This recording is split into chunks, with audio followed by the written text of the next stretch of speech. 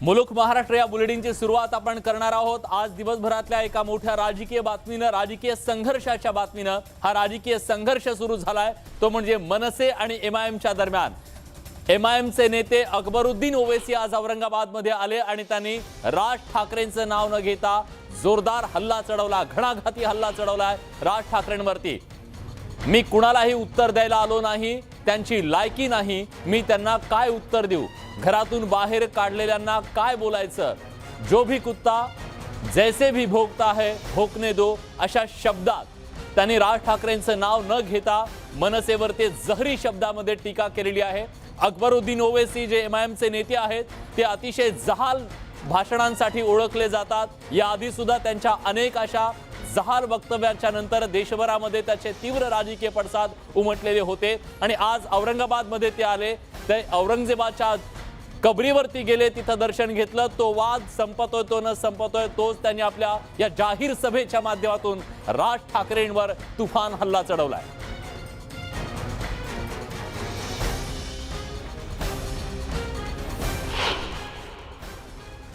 भोगता है भोगने,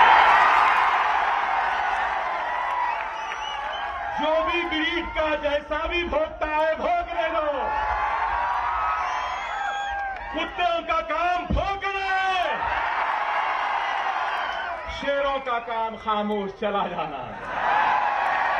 बस भोगने दो, जरूरत नहीं। वक्त और हालात की नजाकत को समझो, उनके जाल में फंसना नहीं। वो जाल बुन रहे हैं, तुमको फंसाना चाहते हैं, तुम फंसना नहीं। मनसेचे नेते यशवंत किल्लेदार आता आपल्या सोबत जोडले गेले आहेत। यशवंतजी, तुम्ही ऐकलं, राज ठाकरेंचं नाव त्यांनी घेतलेलं नाहीये, पण त्यांनी जहरी शब्दात टीका केलेली आहे। तुमची काय प्रतिक्रिया आहे? मी तुम्हाला एका वाक्यात सांगू का? हत्ती चले बाजार, कुत्ते भोंके हजार। हत्तीच्या डौलात चालत असतो, आजूबाजूला कुत्रे भुंकत असतात। आम्ही फारसं लक्ष देत नाही, गांभीर्याने घेत नाही अशा गोष्टी। पण राज ठाकरे साहेबांच्या पवित्र्याने बिथरलेली लोक आहेत ही सगळी, आणि बिथरल्यामुळे हे सगळं असे नको ते कमरेखालच्या भाषेमध्ये बोलतायत, कळलं का? आम्ही या गोष्टीला फारसं प्राधान्य देत नाही किंवा महत्व देत नाही। बर, तुम्ही महत्व देत नसला तरी तुमच्या म्हणजे राज ठाकरेंच्या सभेच्या नंतर एमआयएमनं औरंगाबादमध्ये सभा घ्यावी आणि जहाल वक्तव्यांसाठी प्रसिद्ध असलेल्या अकबरुद्दीन ओवैसींना तिथे बोलवलं जावं, शक्ती प्रदर्शन करावं आणि त्या सभेच्या माध्यमातून त्यांनी राज ठाकरेंवर हल्ला चढवावा। याला तुम्ही काय म्हणाल? हे काय काय दर्शवतंय? हे असं दर्शवतंय की राज ठाकरे साहेबांच्या भूमिकेचं हे यश आहे, कळलं का?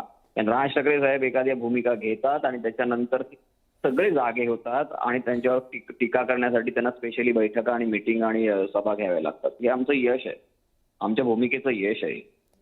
बर, पण याला उत्तर दिलं जाईल? हो, याला नक्कीच उत्तर, आणि ते स्वतः राज ठाकरे साहेब देतील। बर, भविष्यात ह्या गोष्टीला सगळ्या गोष्टींना उत्तर नक्कीच मिळते। ठीक आहे, धन्यवाद यशवंतजी, तुम्ही न्यूज 18 लोकमतशी बोललात त्याबद्दल। यशवंत किल्लेदार आता आपल्या सोबत होते, त्यांनी सांगितलं आज अकबरुद्दीन ओवैसींनी जी टीका केली आहे त्याला राज ठाकरे हे उत्तर देतील।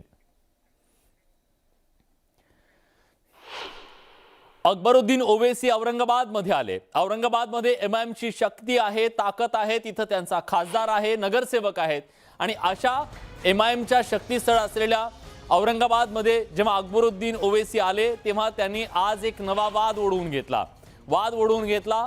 तो औरंगजेबाच्या कबरीवर दर्शनाला जाऊन औरंगाबादमध्ये आज त्यांची सभा झाली आणि या सभेच्या आधी त्यांनी थेट औरंगजेबाच्या समाधीचं दर्शन घेतलं।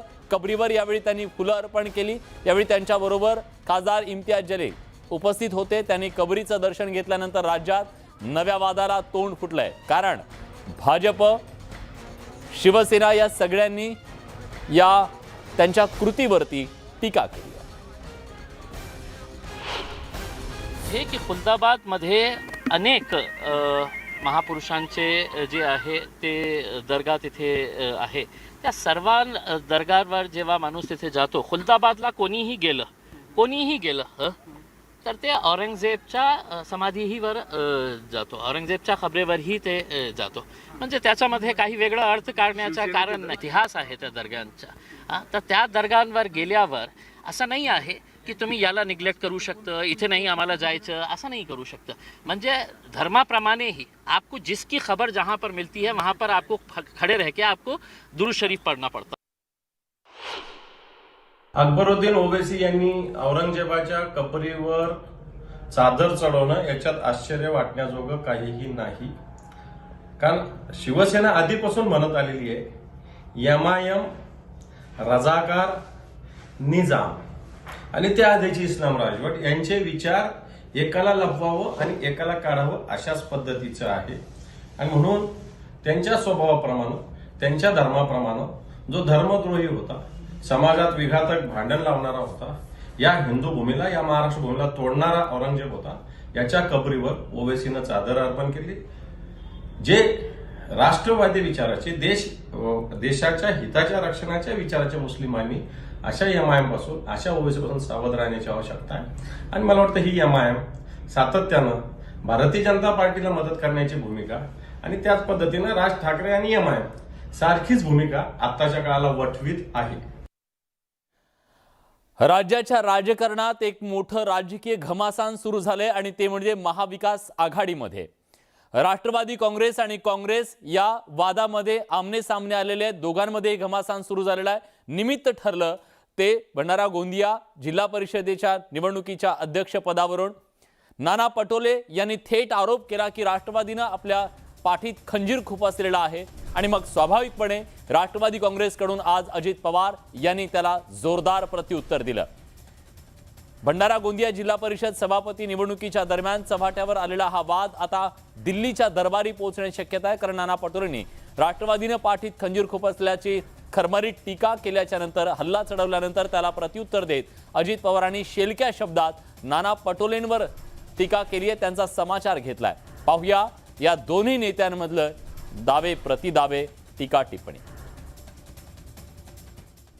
ते स्टेटमेंट हास्यास्पद वाटतं, कारण नानाच पाठीमागं कुठल्या पक्षातनं काँग्रेसमध्ये आले ते तुम्हाला माहिती आहे. ते भाजपमध्ये स्वतः होते.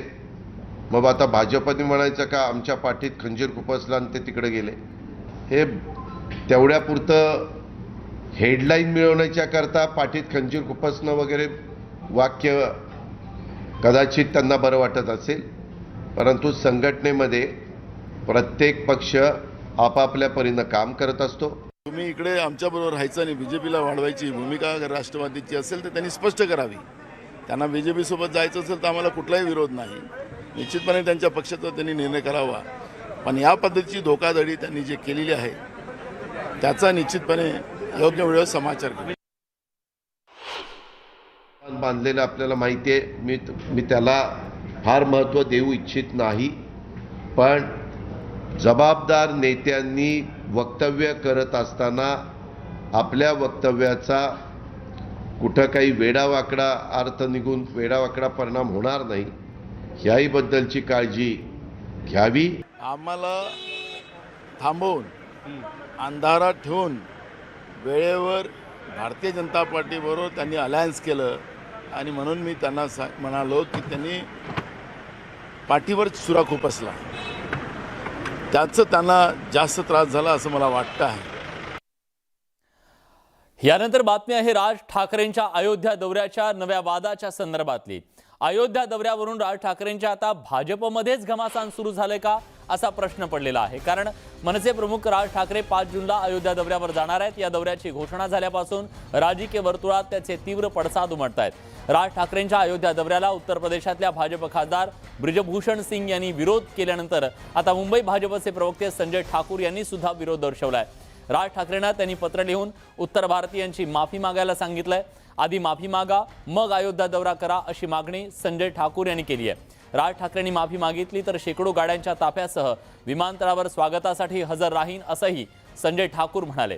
त्यामुळे राज ठाकरे अयोध्या दौऱ्यापूर्वी काय भूमिका घेणार हे पाहणं महत्त्वाचं ठरणार आहे.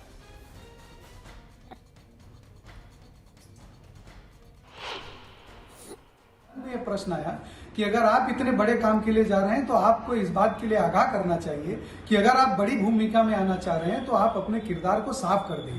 और इसलिए मैंने अपने पत्र में उनसे आग्रह किया है, निवेदन किया है कि आप द्वारा अथवा आपके मनसैनिकों द्वारा जो कुकृत्य हुआ है उसके लिए आप खेद प्रकट करके आगे बढ़ें। और अगर आप खेद प्रकट करते हैं तो यदि आप चाहेंगे तो मैं स्वयं लखनऊ एयरपोर्ट से सैकड़ों गाड़ियों के काफिले में लखनऊ से अयोध्या तक लेके जाके उनको दर्शन कराने के लिए उनके साथ रहूंगा। त्यांना एक पत्र लिहिले त्या पत्रात असं म्हटले की तुम्ही खंत व्यक्त करा उत्तर प्रदेशच्या बाबतीत जे उत्तर भारतानंतर ती मनसेनं जे हल्ले केले होते त्या बाबतीत खंत व्यक्त करा, खंत व्यक्त केला तर आम्ही तुमचं स्वागत करू, जर खंत व्यक्त नाही केला तर आमचा सुद्धा विरोध असेल।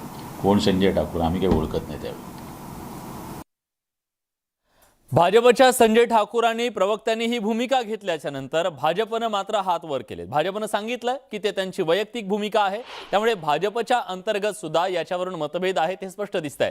संजय ठाकूर यांचं मत वैयक्तिक आहे। मुंबई भाजपचे ठाकूर यांच्या मताशी सहमत नाही। मुंबई भाजप उपाध्यक्षांनी आपली भूमिका मांडली आहे। श्वेता परोळकर यांनी माध्यमांना त्याच्या संदर्भातली माहिती दिली आहे। या सगळ्याबद्दल बोलण्यासाठी मुंबई भाजपच्या उपाध्यक्षा श्वेता परोळकर आता आपल्या सोबत आहेत। श्वेताजी, स्वागत आहे तुमचं न्यूज 18 लोकमतमध्ये। तुमच्या प्रवक्त्यांनी मांडलेली ही भूमिका अधिकृत नाही असं तुम्ही म्हणताय, मग पक्षाची भूमिका काय? कसं आहे की धार्मिक स्थळाला कोणी विरोध करू शकत नाही, कोणी कुठच्याही धार्मिक स्थळात या देशात जाऊ शकतं। त्यामुळे यांनी जी भूमिका व्यक्त केली ही त्यांची वैयक्तिक भूमिका, ही अधिकृत मुंबई बीजेपीची भूमिका नाहीये। बरं, पण श्वेताजी मुद्दा हा आहे, भाजप अधिकृत भूमिका आपली स्पष्ट करत नाही एका बाजूला, भाजपच्या अंतर्गत तुमचे खासदार उभे राहत आहेत, तुमचे प्रवक्ते उभे राहत आहेत, मग भाजपमध्येच एक वाक्यता नाहीये असं म्हणायचं का? भाजप सुद्धा चाचपडतंय का? त्यांना राज ठाकरेही हवे आहेत आणि उत्तर भारतीय मतही हवे आहेत? नाही, असं काहीच नाहीये, चाचपडण्याचा काही प्रश्नच येत नाहीये। भूमिका अत्यंत स्पष्ट आहे की धार्मिक स्थळाला कोणी कुठेही दर्शन घ्यायला जाऊ शकतं, हा इतका सरळ विषय आहे।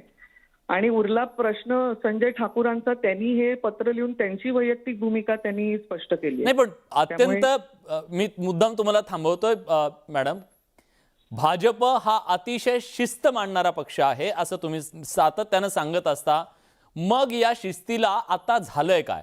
तुमचे खासदार म्हणजे ह्या देशातले भाजपचा एकही खासदार पंतप्रधान नरेंद्र मोदी किंवा पक्षांच्या भूमिकेच्या पलीकडे कधी जात नाहीत, पण याच वेळेस असं का होतंय की तुमचे खासदार उभा शड्डू ठोकतायत पक्षाच्या भूमिकेच्या बाहेर जाऊन, आणि पक्ष त्याच्याबद्दल भूमिका घेत नाहीये?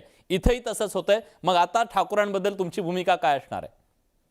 नाही, योग्य वेळ आल्यानंतर स्पष्ट भूमिका काय ती आपल्या समोर येईल ना। म्हणजे तुम्हाला असं वाटतं अजून योग्य वेळ आली नाहीये? कारण वादंग खूप मोठं आहे, पेटलंय वादंग। ठीक आहे, धन्यवाद श्वेताजी, तुम्ही न्यूज 18 लोकमतशी बोललात त्याबद्दल।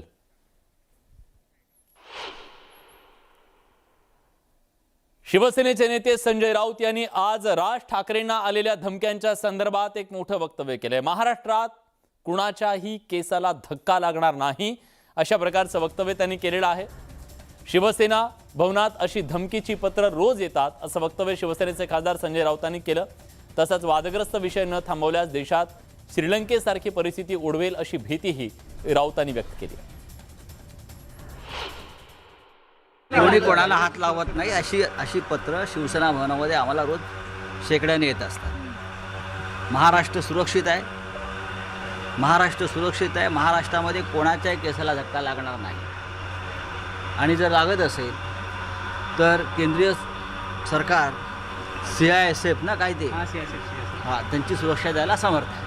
देश सोडून पळून गेले त्याचा अर्थ असा आहे की कोणीतरी जे त्या संपूर्ण कटाचे सूत्रधार होते, प्रमुख लोक, आर्थिक व्यवहारासंदर्भात, गैरव्यवहारासंदर्भात, त्या शक्तिमान जी माणसं होती त्यांनी जितू नवलानी यांना पळून जाण्यास मदत केली आहे का? माझ्याकडे अजून तुम्ही सांगताय म्हणून मलाही माहिती आहे, तर ते पाहावं लागेल। काही काळ हे विषय वादग्रस्त दूर ठेवले पाहिजे, नाहीतर श्रीलंकेमध्ये जी अवस्था निर्माण झाली आहे, श्रीलंकेची अवस्था निर्माण झाली आहे की तिकडल्या राज्यकर्त्यांना लोकांनी रस्त्यावर धरून बदललेलं आहे. तिकडले राष्ट्रपती प्रधानमंत्री हे पळून गेलेले आहेत, त्यांच्या घरांना आगी लावलेल्या आहेत. ही परिस्थिती या देशात येऊ नये असं वाटत असेल तर लोकांच्या प्रश्नावर राज्यकर्त्यांनी आणि राजकारण्यांनी बोलावं. राज ठाकरे यांच्या सुरक्षेच्या संदर्भात जी वक्तव्य संजय राऊत यांनी केलेली आहेत, ही वक्तव्य म्हणजे राष्ट्रवादी काँग्रेसची सुपारी घेऊन केलेली वक्तव्य असल्याचा हल्लाबोल मनसेच्या प्रवक्त्यांनी केलाय. मनसेचे प्रवक्ते गजानन काळे यांनी हा टोला लगावलाय. राणा दाम्पत्याला हे किती घाबरले होते असा टोलाही काळे यांनी शिवसेनेला लगावलाय.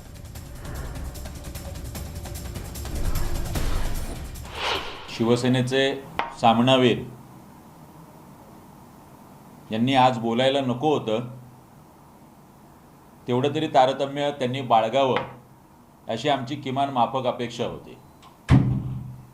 पण आज तरीसुद्धा रोज आपलं सिनेमातल्या कादर खानप्रमाणे रोज उठायचं आणि मीडियासमोर जायचं, हम ये करेंगे हम वो करेंगे अशा आविर्भावात कादर खान घुसलाय की काय संजय राऊत साहेबांच्या आत्म्यात असं आता वाटू लागलेलं आहे. यानंतरची बातमी आहे महाराष्ट्राच्या राजकारणाला कलाटणी देणारी.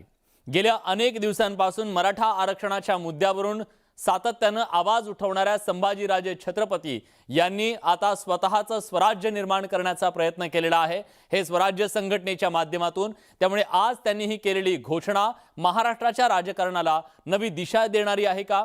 महाराष्ट्राच्या राजकारणामध्ये एक नव्या पक्षाची ही वाटचाल सुरू होत छत्रपतींनी सांगितलं. आणि आम्ही सर्वजण एक संघटना स्थापित संघटना स्थापित करणार आहोत आणि त्या संघटनेचं नाव आहे स्वराज्य. हे स्वराज्य ही संघटना आज मी डिक्लेअर करू इच्छितो ती स्थापन झालेली आहे.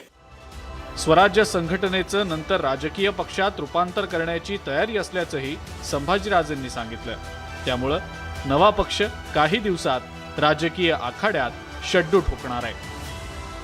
हे स्वराज्य उद्या राजकीय पक्ष झाला तरी काही वावगळ समजू नये, माझी त्याला तयारी सुद्धा आहे.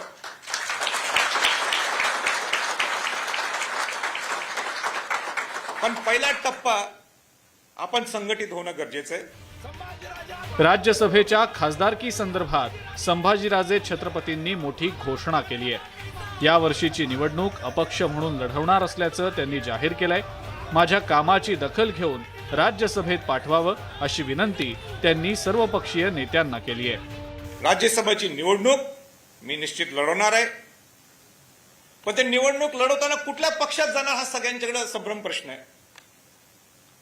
तर या प्रसंगी मी पत्रकार माध्यमांच्या माध्यमातून सांगू इच्छितो की या वर्षीची माझी इलेक्शन हे मी अपक्ष म्हणून लढवणार आहोत. संभाजीराजे छत्रपतींनी कोणत्याही पक्षात जाणार नसल्याचं स्पष्ट केलंय. तसंच राजकीय पक्षाचेही संकेत त्यांनी दिलेले आहेत.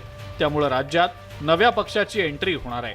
आता हा नवा पक्ष स्वबळावर पुढे जाणार की कोणत्या राजकीय पक्षासोबत युती किंवा आघाडी करणार याकडे सगळ्यांचं लक्ष लागलंय. आणि त्या संघटनेचं नाव आहे स्वराज्य. वैभव सोनवणे, न्यूज 18 लोकमत, पुणे. देशातल्या राज्यसभा निवडणुकांचा आता कार्यकाल ज्यांचा ज्यांचा संपलेला आहे त्याचा बिगुल वाजलेला आहे. या निवडणुका लवकरच होणार आहेत. राज्यसभेच्या, राज्यातल्या जिल्हा परिषदांच्या पोटनिवडणुकांच्या कार्यक्रम जाहीर झाल्यानंतर आता केंद्रीय निवडणूक आयोगानं राज्यसभेच्या 57 जागांसाठी निवडणुकीचा कार्यक्रम जाहीर केलाय. देशातील एकूण 15 राज्यांच्या 57 जागांसाठी ही निवडणूक असणार आहे. यात महाराष्ट्राच्या 6 जागांचा समावेश आहे. ही निवडणूक 10 जूनला होणार आहे. तर या निवडणुकीसाठी 31 मे पर्यंत अर्ज सादर करावे लागतील.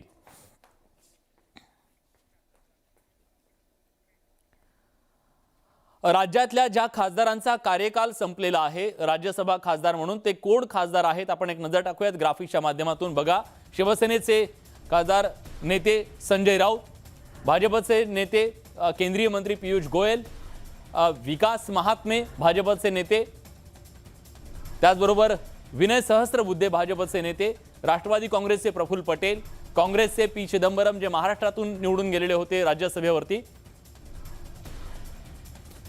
आणि या सगळ्यांच्या जागेवर आता कुणाची वर्णी लागणार, कुणाला संधी मिळणार आणि कोण बाजी मारणार हे पाहणं महत्त्वाचं असेल. आपली नजर असणारच आहे त्याच्याबद्दल. पण आजच्या मुलुक महाराष्ट्र या बुलेटिनमध्ये आपण एक छोटासा ब्रेक घेतोय. ब्रेक नंतर आपल्याला महाराष्ट्रातल्या गावोगावची बातमी जाणून घ्यायची आहे, अगदी सुपरफास्ट. कुठेही जाऊ नका, पहा फक्त न्यूज 18 लोकमत.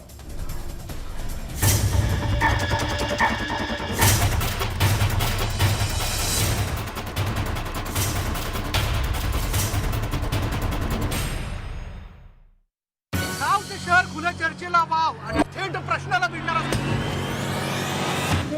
प्राधान्य देणं. नदीतून जात असताना आतापर्यंत 3 मुलांचे जीव गेले. 8 दिवस पाणी नाही येत तिथं. पाठपुरावा कोणी करायचा, आग्रह कोणी करायचा? पाणी नाही देत. सगळ्याचं हिंदुत्व सिद्ध करण्याचाच मुंगा आहे. केंद्र असो राज्य असो हे विद्यार्थ्यांच्या विरोधात आहे. सर्वसामान्यांसाठी कोणीच काही करत नाही. संवाद याचा पहा फक्त न्यूज 18 लोकमत.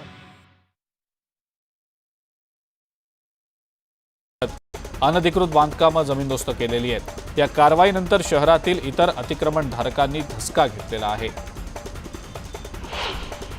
महाराष्ट्रातील पंढरपूर, शिर्डी आणि गाणगापूर मोठं तीर्थक्षेत्र असल्यानं देशातल्या सगळ्या भागांमधनं मोठ्या प्रमाणावर इथं भाविक येत असतात. त्यामुळे पंढरपूर, शिर्डी आणि गाणगापूर या तीर्थक्षेत्रांच्या ठिकाणी जास्तीत जास्त रेल्वे सुरू करण्याची मागणी केली जाते.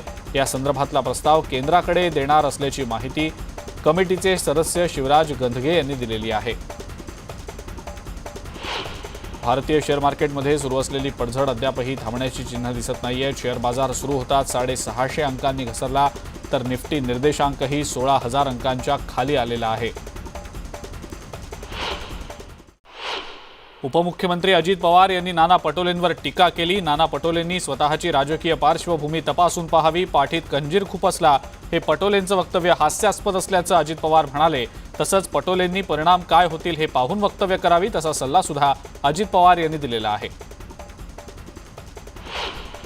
माझं वाक्य हास्यास्पद नसून हे वाक्य खरं असल्याचं काँग्रेस प्रदेशाध्यक्ष नाना पटोले म्हणाले. अजित पवार यांनी परिणामांचा विचार करण्याचा सल्ला दिलाय खरा, मात्र काँग्रेस परिणामांना घाबरत नसल्याची प्रतिक्रिया पटोलेंनी न्यूज 18 लोकमतशी बोलताना दिली आहे. आमची पार्श्वभूमी सगळ्यांना सांगत असतील तर पवारांची पार्श्वभूमी संपूर्ण राज्याला, संपूर्ण देशाला माहिती असल्याची घणाघाती टीका नाना पटोलेंनी केलेली आहे. परिणामांची धमकी आम्हाला देऊ नका, आम्ही लपून छपून हल्ले करणारे नाही असंही यावेळेला नाना पटोले म्हणाले. दरम्यान काँग्रेसची दगाफटका सहन करणार नसून सगळ्या तक्रारी पक्षश्रेष्ठींकडे देणार असून त्यांना निर्णय घेणार असल्याचं सांगण्याचं नाना पटोलेंनी सांगितलेलं आहे. सत्तेसाठी आम्ही कुणासोबतही गेलेलो नसल्याचं वक्तव्य पटोलेंनी केलंय. संभाजीराजे छत्रपती राज्यसभेची निवडणूक लढवणार असून या निवडणुकीला अपक्ष म्हणून सामोरं जाणार असल्याची घोषणाही त्यांनी केलेली आहे. याचवेळी त्यांनी स्वराज्य नावाच्या संघटनेची स्थापना करणार असल्याचंही जाहीर केलंय. राजकीय फायद्यासाठी नाही तर लोकहितासाठी आपण हा निर्णय घेतलाय, मात्र सगळ्या पक्षांनी आपल्याला पाठिंबा द्यावा असं आवाहन सुद्धा त्यांनी केलेलं आहे. सकल मराठा समाजाकडून छत्रपती शिवाजी महाराज चौक ते तुळजाभवानी मंदिर असा मूक मोर्चा आयोजित केला गेलेला होता. पोलिसांकडून सकल मराठा मोर्चाचे पदाधिकारी आणि कार्यकर्त्यांना नोटीस बजावली गेली. तुळजापूर पोलिसांनी आंदोलनकर्त्यांना कलम 149 अंतर्गत नोटिसा जारी केल्या. तुळजापुरात सकल मराठा समाजाकडून घेण्यात येणारा मूक मोर्चा रद्द करण्यात आलेला आहे. मराठा समाजातल्या पदाधिकाऱ्यांनी या संदर्भात तहसीलदारांना निवेदन दिलंय. कारवाई न झाल्यास जिल्हाधिकाऱ्यांच्या विरोधात आंदोलनाचा इशारा सुद्धा पदाधिकाऱ्यांनी दिलेला आहे. राज्यामध्ये शिवसेना विरुद्ध मनसे हा संघर्ष सुद्धा आता वाढत चाललाय. दोन्ही पक्षांच्या नेत्यांकडून आरोप प्रत्यारोप सुरू आहेत. 14 मेला औरंगाबादमध्ये उद्धव ठाकरेंची सभा पार पडणार आहे आणि या सभेलाही मनसेच्या सभेप्रमाणेच अटी शर्थी लावणार का असा सवाल मनसे प्रवक्ते गजानन काळे यांनी विचारला. तसंच त्यांनी शिवसेनेच्या सभेच्या टीजरवरूनही शिवसेनेवर निशाणा साधलाय. राज ठाकरे यांच्या अयोध्या दौऱ्यासाठी मनसे 11 ट्रेन बुक करणार असल्याची माहिती मिळतेय. भाजप खासदारांकडून राज ठाकरेंच्या अयोध्या दौऱ्याला विरोध होतोय, तर मनसेकडून मात्र जोरदार तयारी सुरू आहे. महाराष्ट्रभरातनं मनसैनिक राज ठाकरेंच्या अगोदर अयोध्येत दाखल होतील. मोठं शक्ती प्रदर्शन करण्याच्या मनसे तयारीत आहे. त्यामुळे राज ठाकरेंचा अयोध्या दौरा आता वादळी होण्याची शक्यता निर्माण झाली आहे. राज्यातले मशिदीवरचे भोंगे हा मुद्दा अजूनही संपलेला नसताना मुंबईच्या भेंडी बाजार परिसरातनं एक धक्कादायक माहिती पुढे येतेय. या परिसरातील 100 वर्षांहून अधिक जुन्या गोल मंदिरातील घंटा वाजवू नका असं आवाहन पोलिसांनी केलंय. हा परिसर मुस्लिम बहुल असून अजान बंद करण्यात आल्यानंतर मंदिरात घंटा वाजवण्यावर कोणीच आक्षेप घेऊ नये म्हणून हा निर्णय घेतल्याचं पोलिसांचं म्हणणं आहे. भाजपचे नेते किरीट सोमय्यांनी आज नवनीत राणांच्या दिल्लीतल्या निवासस्थानी जात त्यांची भेट घेतलेली आहे. सुप्रीम कोर्टाच्या राजद्रोहाच्या निर्णयानंतर किरीट सोमय्यांनी त्यांची भेट घेतली आहे. राज्य सरकारनं राणा दाम्पत्यावर राजद्रोहाचा गुन्हा दाखल केलेला होता. यावेळी किरीट सोमय्यांनी राज्य सरकारवर टीका केली. तसंच सोमय्यांनी संजय राऊत यांच्यावर सुद्धा निशाणा साधला. महाराष्ट्रामध्ये कोणाच्याही केसाला धक्का लागणार नाही. शिवसेना भवनात अशी धमकीची पत्र रोज येत असतात असं वक्तव्य शिवसेनेचे खासदार संजय राऊत यांनी केलंय. वादग्रस्त विषय न थांबवल्यास देशामध्ये श्रीलंकेसारखी परिस्थिती ओढावेल अशी भीती सुद्धा संजय राऊत यांनी व्यक्त केली आहे. MIMचे आमदार अकबरुद्दीन ओवैसी औरंगाबादमध्ये आलेले आहेत. त्यांच्या हस्ते सालारे मिन्नत एज्युकेशन ट्रस्टच्या शाळेच्या शाखेचा औरंगाबादमध्ये भूमिपूजन करण्यात आलेलं आहे. ही शाळा 7 मजली असून यात गरिबांना मोफत शिक्षण देण्यात येणार आहे. राज ठाकरेंच्या सभेनंतर आता अकबरुद्दीन ओवैसींची सभा असल्यानं ते राज ठाकरेंवर भोंग्याच्या विषयावरनं नेमकं काय बोलणार याकडे लक्ष असेल. हिमायत बागेत असलेल्या या सभेला मोठ्या प्रमाणावर लोक जमणार.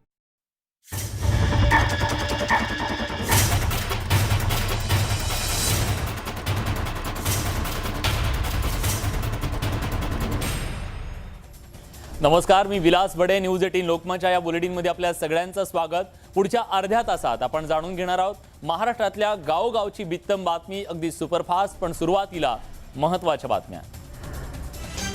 महत्त्वाच्या बातम्या. प्रायोजक अमृत नोनी D+, आरोग्याचा भरोसा. आठवड्याभरात मान्सून अंदमानमध्ये धडकणार. मे महिन्यातच केरळ कोकणात दाखल होण्याची शक्यता. भारतीय हवामान खात्याकडून देशातल्या पोशिंद्याला गुड न्यूज. MIMचे नेते अकबरुद्दीन ओवैसींनी घेतलं औरंगजेबाच्या कबरीचं दर्शन. शिवसेनेनं घेतला तीव्र आक्षेप. छत्रपती संभाजीराजेंकडून स्वराज्य या नव्या संघटनेची घोषणा. राज्यसभेसाठी अपक्ष म्हणून निवडणूक लढवणार. गर्भपाताच्या गोळ्यांचा हरियाणातून अहमदनगरमध्ये बेकायदेशीर पुरवठा. 9,000 गोळ्यांचा साठा जप्त. कंपनी विरोधात गुन्हा दाखल. उष्णतेचा परिणाम बीड जिल्ह्यातल्या पाण्याच्या प्रकल्पांवर. 113 प्रकल्पात केवळ 41% पाणी साठा शिल्लक. पाणी जपून वापरण्याचं प्रशासनाचं आवाहन. आगामी स्थानिक स्वराज्य संस्थेच्या निवडणुका आप पूर्ण क्षमतेनं लढणार. वाशीतल्या कार्यकर्ता मेळाव्यात आपचं सिंगला यांचं वक्तव्य. राज्यात यंदा 20 लाख मेट्रिक टन ऊस शिल्लक. ऊसाचं गाळप न झाल्यास शेतकरी आत्महत्या करतील. सदाभाऊ खोत यांचा इशारा. सांगलीत राजा नावाच्या बोकडाला 31 लाखांची मागणी. बोकडाला पोपटासारखं मुंडकं असल्यानं बघ्यांची गर्दी. आणि रुक्मिणी मातेच्या चरणावर वज्रलेप करणार पुरातत्व विभागाचा पंढरपूर विठ्ठल मंदिर समितीला अहवाल. विठ्ठल मंदिराच्या गाभाऱ्यातलं ग्रॅनाइट फरशी काढली जाणार.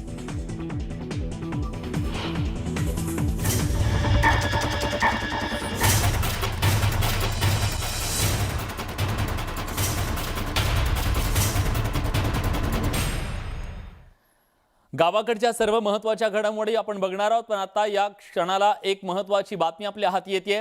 अतुलचंद्र कुलकर्णींकडे आता नवी जबाबदारी देण्यात आली आहे. अतिरिक्त पोलीस जनरल NIA पदी त्यांची नियुक्ती करण्यात आली आहे. भाजप सरकारच्या काळात ते ATS प्रमुख होते आणि आता त्यांच्याकडे ही नवी जबाबदारी सोपवण्यात आलेली आहे. अजित मांढरे आपले प्रतिनिधी आता आपल्या सोबत आहेत. अजित, तर या घडीची एक मोठी बातमी. राज्य गुप्तवार्ता विभागाचा अनुभव असणाऱ्या अतिरिक्त पोलीस जनरल NIA पदी नियुक्ती करण्यात आलेली आहे अतुलचंद्र कुलकर्णी यांची. भाजप सरकारच्या काळामध्ये ते ATS प्रमुख होते आणि आता त्यांच्याकडे ही नवी जबाबदारी सोपवण्यात आलेली आहे. अजित मांढरे आपले प्रतिनिधी आता आपल्यासोबत आहेत. अजित, किती महत्वाची ही नियुक्ती मानायची? विलास, या नियुक्तीला फार महत्व दिलं जातंय, कारण का आपल्याला माहिती आहे की ज्या पद्धतीनं राज्यामध्ये भाजप म्हणजे केंद्र सरकार विरुद्ध राज्य सरकार असा जो संघर्ष सुरू आहे, त्यामध्ये नाही म्हटलं तरी खरं तर हे असं होणं योग्य की अयोग्य हा वेगळा विषय. पण मुंबई पोलीस दलामध्ये असेल किंवा महाराष्ट्र पोलीस दलामध्ये असेल, वेगवेगळ्या पदांवरती जे अधिकारी बसवले जात आहेत त्यांच्यावरती आरोप केला जातोय. त्यानंतर महाविकास आघाडीकडून केंद्रातल्या यंत्रणेवरती आरोप केला जातोय. असं असताना फोन टॅपिंग प्रकरण झालं, त्याच वेळी जे सगळं प्रकरण होतं लक्ष्मण शुक्ला यांचं, त्याच वेळी पोलीस महासंचालक होते सुबोध जयस्वाल यांनी एकाएकी राजीनामा दिला पोलीस महासंचालक पदाचा आणि ते थेट केंद्रात प्रतिनियुक्तीला सीबीआयचे चीफ म्हणून त्यांची नियुक्ती करण्यात आली. तर आता NIA म्हणजे ज्या पद्धतीनं ED असेल त्यानंतर NIA असेल, या दोन संस्था ज्या पद्धतीनं काम करतात, CBI देखील संस्था आहे, तर NIA या संस्थेवर मुंबई पोलीस दलामध्ये काम केलेले मोठमोठ्या पदांवरती काम केलेले जे अधिकारी आहेत अतुल चंद्र कुलकर्णी यांची नियुक्ती झाल्याने आहे. आणि तेही या सगळ्या म्हणजे गुन्हे शाखेचे ते पोलीस आयुक्त होते, ATF चे चीफ होते, राज्य गुप्त वार्ता विभागामध्ये त्यांनी काम केलेलं आहे वरिष्ठ पदावरती. तर असे सर्व एकदम चांगला अनुभव महाराष्ट्र पोलीस दलाचा आहे. अशा व्यक्तीला NIA चीफ, त्यामुळे त्यांची ही नियुक्ती अतिशय महत्वाची मानली जाते. धन्यवाद तुम्ही दिलेल्या सगळ्या सविस्तर माहितीबद्दल. यानंतर आपण जाणून घेणार आहोत महाराष्ट्रातल्या गावोगावची बित्तम बातमी सुपरफास्ट. मी कुणालाही उत्तर देण्यासाठी आलो नाही, ज्यांना घरातून बाहेर काढलंय त्यांच्यावर काय बोलणार, असा टोला MIMचे आमदार अकबरुद्दीन ओवैसी यांनी राज ठाकरेंना लगावलाय. आम्ही कुणालाही घाबरणारे नाही, असंही अकबरुद्दीन ओवैसी म्हणाले.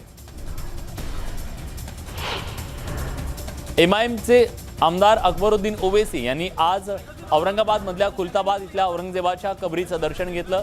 यावेळी त्यांच्यासोबत MIMचे औरंगाबादचे खासदार इम्तियाज जलील, नेते वारिस पठाण उपस्थित होते. अकबरुद्दीन यांनी औरंगजेबाच्या कबरीचं दर्शन घेतल्यावरून सध्या राजकीय वातावरण तापताना दिसतंय. शिवसेनेचे नेते आणि औरंगाबादचे माजी खासदार चंद्रकांत खैरे यांनी ओवैसींच्या कृतीवर टीका केली.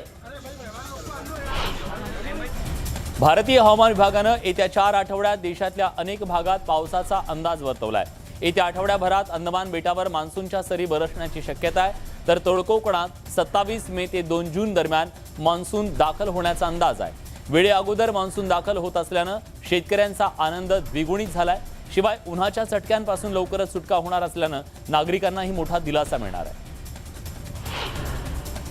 देशाला उष्णतेच्या लाटेचा मोठा तडाखा बसला असून उकाड्यानं नागरिक हैराण झालेत.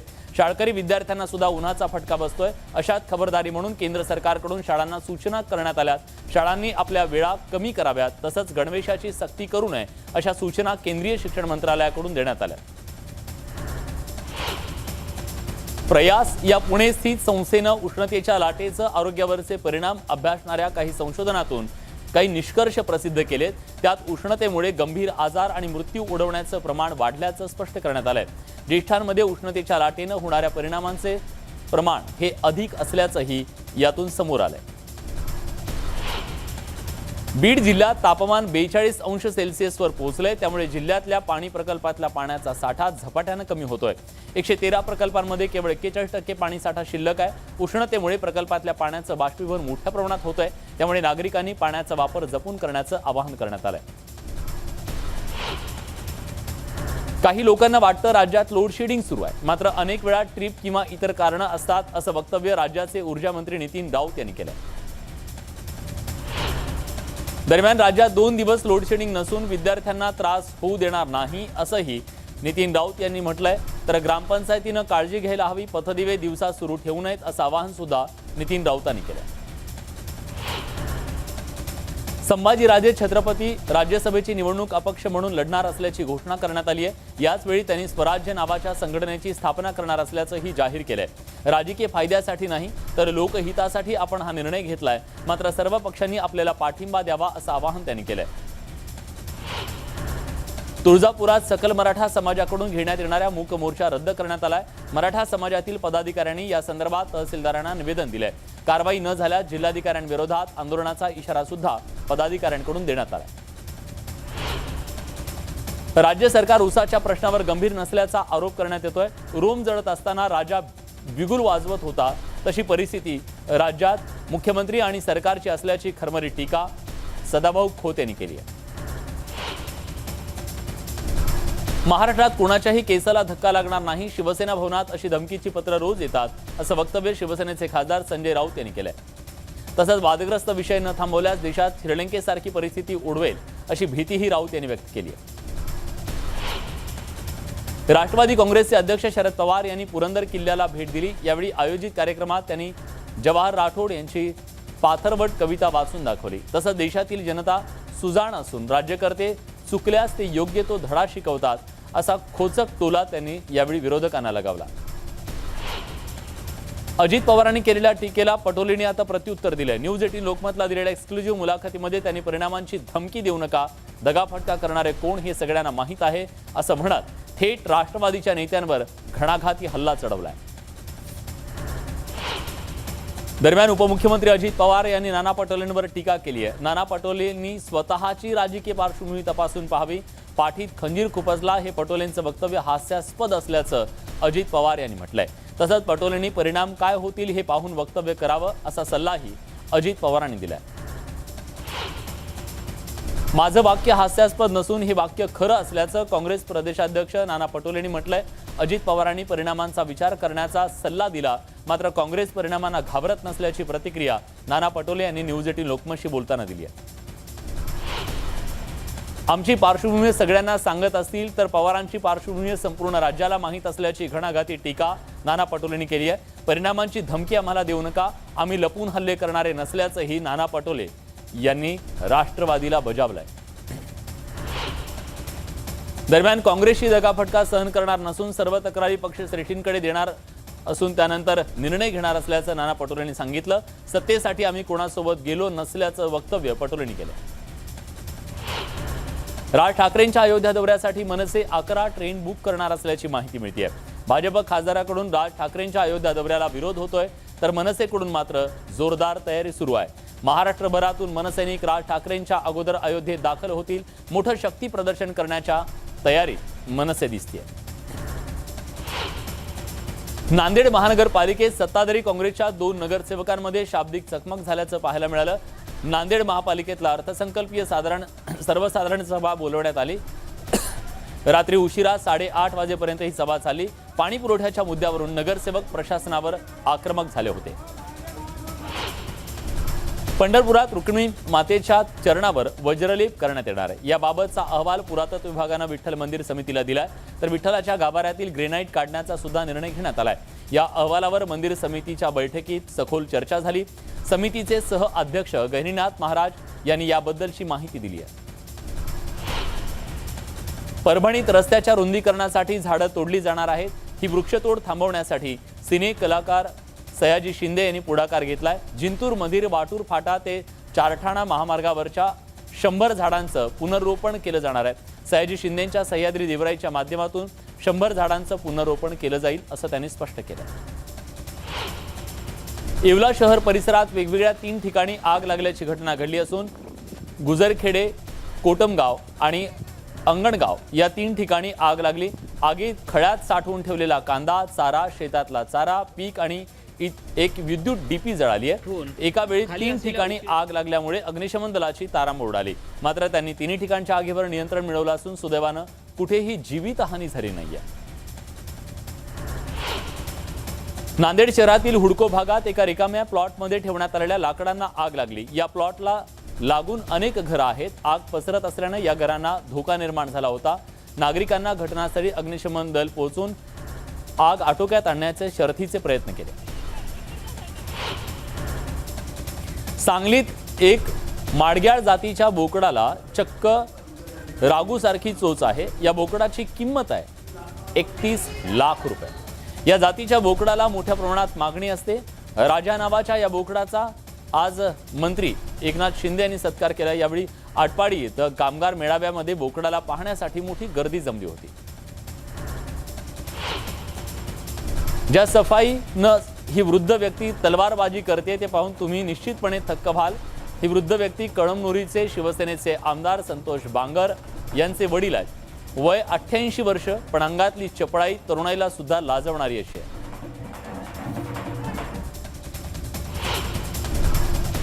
जळगाव जामोद इथं महाराणा प्रताप जयंती उत्सव मोठ्या थाटात साजरा करण्यात आला। यावेळी प्रतिमेची पूजा आमदार संजय कुटेंच्या हस्ते करण्यात आली। यावेळी भव्य मिरवणूक काढण्यात आली। यात आमदार संजय कुटेंनी धमाल डान्स केला। त्यांच्या डान्सचा व्हिडिओ सध्या व्हायरल होतोय। राज्यातील धरणांमध्ये सध्या 41.19% पाणीसाठा शिल्लक आहे। राज्यात टँकरच्या मागणीला वाढ होते। सध्या 281 गावं 738 वाड्यांना 270 टँकरनं पाणी पुरवठा होतोय। तर कोकणात सर्वाधिक टँकरनं पाणी पुरवठा केला जातोय। या आठवड्यात गावाच्या संख्येत 68 तर वाड्यांच्या संख्येत 175 वाढ झाली आहे। तर टँकरच्या संख्येत 83 वाढ झाली आहे। औरंगाबादचा पाणी प्रश्न चिघळण्याची शक्यता आहे। या आंदोलनात भाजप पाठोपाठ आता मनसेनं सुद्धा उडी घेतली आहे। मनसे 14 मे रोजी भव्य मोर्चा काढणार आहे। या आंदोलनात मुंबईतले नेते सुद्धा सहभागी होण्याची शक्यता आहे। परभणीतील पूर्णा शहरात पाणी टंचाई निर्माण झाली आहे। या शहराला पाणी पुरवठा करण्यासाठी सिद्धेश्वर धरणातून पाणी पूर्णा नदीत सोडण्यात आलं। पूर्णा पाटबंधारी कार्यालयानं सिद्धेश्वर धरणाचे 6 दरवाजे 1 फुटानं उघडले। या पार्श्वभूमीवर नदी काठावरच्या नागरिकांना सतर्कतेचा इशारा देण्यात आला। दूषित पाण्यामुळे होणारे आजार टाळण्यासह ग्रामस्थांना शुद्ध आणि थंड पाणी मिळावं या उद्देशानं वाशिममध्ये आरो प्लांट उभारण्यात आला। मात्र स्थानिक प्रशासनाच्या ढिसाळ कारभारामुळे या प्लांटमध्ये 4 वर्ष पाणीच आलेलं नाहीये। त्यामुळे बंद पडलेली ही लाखोंची यंत्र निकामी होण्याच्या मार्गावर आहेत। अकोला जिल्ह्यातल्या अनेक भागात पाणी टंचाई असताना जोगळेकर प्लॉट इथं बागाला पाणी पुरवठा करणारी पाण्याची टाकी ओव्हरफ्लो झाल्यानं हजारो लिटर पाण्याची नासाडी झाली।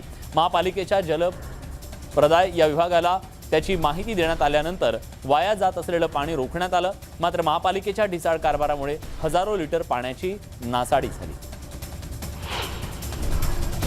गर्भपाताच्या गोळ्यांचा हरियाणातून अहमदनगरमध्ये बेकायदेशीर पुरवठा होत असल्याची बाब समोर आली। त्याची माहिती पोलिसांना मिळाली। त्यानंतर पोलिसांनी कारवाई करत 9000 गोळ्यांचा साठा जप्त केलाय। या प्रकरणी MIDC पोलीस ठाण्यात संबंधित अहमदनगर इथल्या राम एजन्सी चालक आणि हरियाणा इथल्या कंपनीच्या सर्व संचालकांविरोधात गुन्हा दाखल झालाय। औषधाचे पैसे मागितले म्हणून एका मेडिकल मालकाला चिंचवड इथल्या तलाठ्यानं मारहाण केल्याची घटना गोंदिया जिल्ह्याच्या देवरी इथं घडली आहे। या प्रकरणी तलाठी प्रकाश चव्हाण याच्या विरोधात गुन्हा दाखल करण्यात आलाय। शिर्डी शहरातील वाढलेल्या अनधिकृत अतिक्रमणावर नगर परिषद प्रशासनाच्या वतीनं कारवाई करण्यात आली आहे। अनधिकृत बांधकामांवर नगर परिषदेनं हातोडा चालवलाय। नगर या कारवाईनंतर शहरातल्या इतर अतिक्रमणधारकांनी सुद्धा धसका घेतलाय। नांदेडमध्ये बनावट कागदपत्रांद्वारे प्रशासनाची आणि मुद्रांक नोंदणी कार्यालयाची फसवणूक करण्याचा आणखी एक प्रकार उघड झालाय। बनावट NA च्या आधारे लोकांना रजिस्ट्री करून देणाऱ्या मोठ्या बांधकाम व्यावसायिकावर गुन्हा दाखल करण्यात आलाय। यावर्षी या प्रकरणी 86 जणांवर गुन्हे दाखल करण्यात आले। रजिस्ट्री घोटाळ्याची व्याप्ती मोठी असल्यानं तपासासाठी SIT स्थापन करण्यात आली आहे। महाराष्ट्रातील पंढरपूर, शिर्डी आणि गाणगापूर या तीर्थक्षेत्राच्या ठिकाणी जास्तीत जास्त रेल्वे सुरू करण्याची मागणी करण्यात येते। या संबंधित प्रस्ताव केंद्राकडे देणार असल्याची माहिती कमिटीचे सदस्य शिवराज गंगदे यांनी दिली आहे। मावळातील तळेगाव आंबी MIDC मध्ये कंटेनर रस्त्याच्या बाजूला उभे राहिल्यानं इथं वाहतूक कोंडीची समस्या वाढते। तळेगाव आंबी 9 लाख उमरे रस्त्यावर मोठी वाहतूक कोंडी होत असून यामुळे कंपनी जाणाऱ्या कामगार वर्गाला त्रास सहन करावा लागतोय। वाहतूक विभागानं यावर लवकरच तोडगा काढण्याची विनंती कामगार वर्गानं पोलीस प्रशासनाला केली आहे। जुना पुणे मुंबई महामार्गावरच्या CRPF कॅम्पजवळ कचऱ्याचे ढीग जमा झाल्यानं तिथं नाहक त्रास सहन करावा लागतोय। वाहन चालकांना दुर्गंधीचा सामना करावा लागतोय। तसंच तळेगावात जागोजागी असाच कचरा रस्त्यावर टाकला जात असून नगर परिषदेने याकडे लक्ष देण्याची मागणी ग्रामस्थांकडून केली जाते। नांदेड नागपूर महामार्गावर ट्रक आणि ST बसची समोरासमोर धडक झाली। या अपघातात 12 प्रवासी जखमी झाले तर 4 जण गंभीर जखमी झालेत। नांदेडहून हदगावला जाणाऱ्या ST बसला पारडीजवळ ट्रकची धडक बसली। या मार्गाचं काम सध्या सुरू असल्यानं सध्या इथं एकतर्फी वाहतूक सुरू असून त्यामुळे हा अपघात झाल्याचं कळत आहे। जळगावच्या पारोळा इथं महामार्गावर म्हसवे शिवारात सिमेंटच्या गोण्या भरून जाणाऱ्या ट्रक आणि कारचा भीषण अपघात झाला। या अपघातात कारमधला 1 जण गंभीर जखमी झालाय।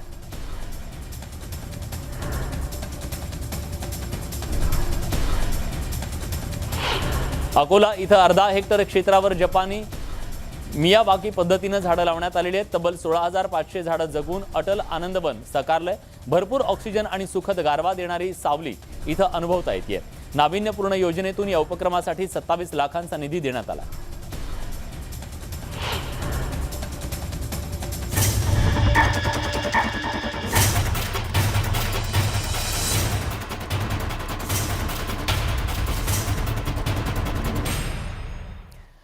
आणि यानंतर बातमी आहे ती म्हणजे मान्सूनची आनंद वार्ता. ही आनंद वार्ता देशातल्या पोशिंद्यासाठी आहे, देशातल्या उन्हानं हैराण झालेल्या सर्वसामान्य नागरिकांसाठी आहे, देशाच्या अर्थव्यवस्थेसाठी आहे.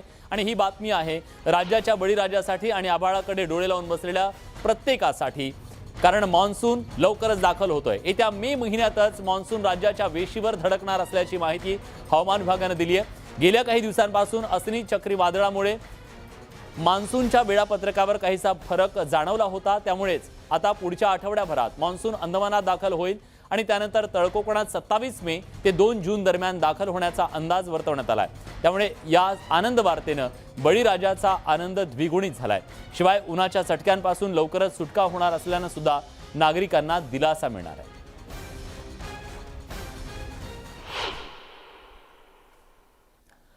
उपराकार लक्ष्मण माने यांनी आयोजित केलेल्या एका कार्यक्रमामध्ये कष्टकऱ्यांच्या संदर्भात व्यथा सांगताना शरद पवार यांनी आज काही कविता वाचून दाखवल्या. आणि त्यांच्यातला कवी जवाहर राठोड यांची कविता वाचून दाखवली. या कवितेनंतर पवारांनी हिंदू देवी देवतांचे बाप काढले अशी टीका भाजपनं केली. याच कवितेमुळे सध्या भाजप आणि राष्ट्रवादीमध्ये जोरदार कलगीतुरा रंगलाय. स्वतः शरद पवार यांनीच या मुद्द्यावर भाष्य करून भाजपला प्रत्युत्तर दिलं. भाजपला टीका करायची तर करू देत, पण जवाहर राठोड यांची ती कविता म्हणजे कष्टकऱ्यांच्या व्यथा आहेत असं म्हणत पवारांनी ती कविता पुन्हा एकदा सादर करून भाजपला सडेतोड प्रत्युत्तर दिलंय. निर्माण करतोय चक्कीचे फाट, ज्या फाटांनी वीज आणि रोटी दिली तुम्हाला, आम्ही मात्र अन्नाच्या करण्यासाठी रोज नुसती घडघड करतोय. दुसरं काय तर आमचं दुर्दैव. आम्हीच निर्माण केलेल्या जात्यातून आम्ही फिसले जातोय. आमच्या छिन्नी आणि हातोड्यांनी एकदा तर कमाल केली. पाषाणातून वेरूळ अजंठा कोरले गेले. उद्ध्वस्त झालेल्या आमच्या आयुष्याच्या आरशातून शिल्पाचं सौंदर्य तुम्ही पाहता आणि म्हणता वा वा बहुत खूबसूरत. तुमचा ब्रह्म विष्णू महेश लक्ष्मी सरस्वती हिला आम्हीच रुखर दिलं. आता तुम्ही खरं सांगा, ब्रह्मदेव आमचा निर्माता की आम्हीच ब्रह्मदेवाचे पिता. आणि आमच्या छन्नी आणि हातोड्यासाठी कार्ल मार्क्ससारखा आधुनिक योद्धा आमच्याजवळ इंद्राचं सोंग घेऊन आला. यानंतर बातमी आहे राज्यातल्या लोडशेडिंगच्या संदर्भातली. सर्वसामान्य माणसं लोडशेडिंगनं हैराण आहेत, पण राज्याचे ऊर्जा मंत्री म्हणतात असं काहीच नाहीये राज्यामध्ये. राज्यात लोडशेडिंग नसल्याचा पुनरुच्चार त्यांनी केलेला आहे. ऊर्जा मंत्री नितीन राऊत यांनी दिवसा पथदिवे सुरू ठेवू नका अशीही सूचना केली आहे. लोडशेडिंगचा विद्यार्थ्यांना त्रास होऊ देणार नसल्याचंही त्यांनी सांगितलंय. भरणा वेळेत करा आणि आमच्यावर वीज कट करावी लागेल अशी वेळ येऊ देऊ नका अशी विनंतीही त्यांनी केली आहे. तरी कोळशाचा पुरवठा देशामध्ये जसा पाहिजे तसा होत नाही. त्यामुळं देशातील आज 12-13 राज्यामध्ये लोडशेडिंग सुरू आहे सातत्यानं. आणि असं असताना एकटा महाराष्ट्र या ठिकाणी लोडशेडिंग मुक्त आहे, भारनियमन मुक्त झालेला आहे. ग्रामपंचायतींनी एक काळजी घेतली पाहिजे. शेवटी तुम्हाला सुद्धा बिलं भरावं लागतात आणि तुम्ही बिलं नाही भरले तर तुमची ग्रामपंचायतीची वीज सुद्धा आम्हाला डिस्कनेक्ट करावं लागते. त्यामुळं तुमच्याकडे एकतर पथदिवे दिवसा सुरू ठेवू नका, नंबर 1. नंबर 2, ग्रामपंचायतीचं बिल सुद्धा वेळेवर भरत चला. आणि पोलवर दिवसा लाईट चालू केल्याने तुमचंच बिल वाढणार आहे, आमचं बिल वाढणार नाही. आणि त्यामुळं तुम्ही स्वतःची काळजी घेणं हे अत्यंत आवश्यक आहे. ती काळजी सुद्धा या ठिकाणी घ्यावी ही विनंती करतो. यानंतर बातमी नागपुरातून आहे. राज्याचे ऊर्जा मंत्री नागपुरातले आहेत. ते सांगतायत काय, राज्यात लोड शेडिंग नाहीये. पण उपराजधानी नागपूरमधले सगळे नागरिक मात्र विजेच्या लपंडावामुळे पुरते हैराण झालेत. त्यांचं म्हणणं आहे की विजेच्या या लपंडावामुळे आम्हाला प्रचंड त्रास होतोय. गेल्या 2 दिवसापासून सुरू असलेल्या या प्रकाराची भाजप कार्यकर्त्यांनी दखल घेतली आणि त्यांनी कार्यालयात घुसून थेट डीपी बंद केला. वाठोडा भागातल्या कार्यालयात हा सगळा प्रकार पाहायला मिळाला. 2 दिवसापासून नागपूरच्या अनेक भागात मध्यरात्रीच्या सुमारास वीज पुरवठा खंडित केला जात असल्यानं नागरिक प्रचंड हैराण झालेत. एका बाजूला प्रचंड गरमी आहे आणि त्यात हा सगळा प्रकार.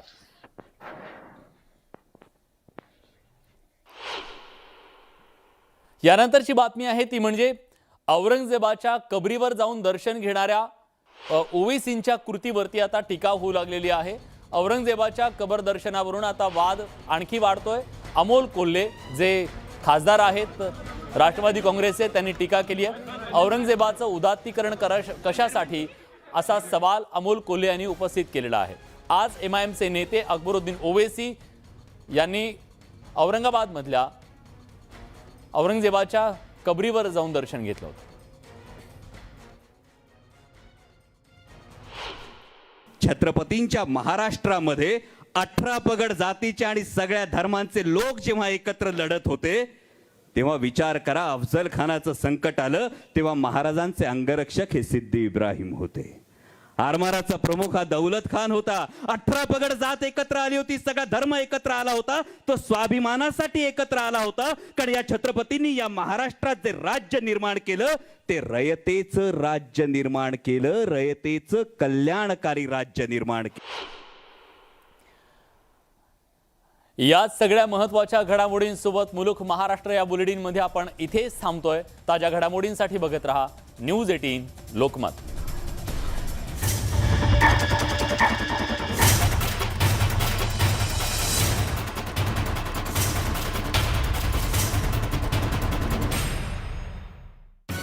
शहर खुल्या चर्चेला वाव आणि थेट प्रश्नाला भिडणारा शेतीला प्राधान्य देण्या. नदीतून जात असताना आतापर्यंत 3 मुलांचे जीव गेले. 8 दिवस पाणी नाही येत तिथं. पाठपुरावा कोणी करायचा, आग्रह कोणी करायचा? पाणी नाही देत. सरकारचं हिंदुत्व सिद्ध करण्यातच मुंग आहे. केंद्र असो राज्य असो हे विद्यार्थ्यांच्या विरोधात आहे. सर्वसामान्यांसाठी कोणीच काही करत नाही. संवाद यात्रा पहा फक्त न्यूज 18 लोकमत.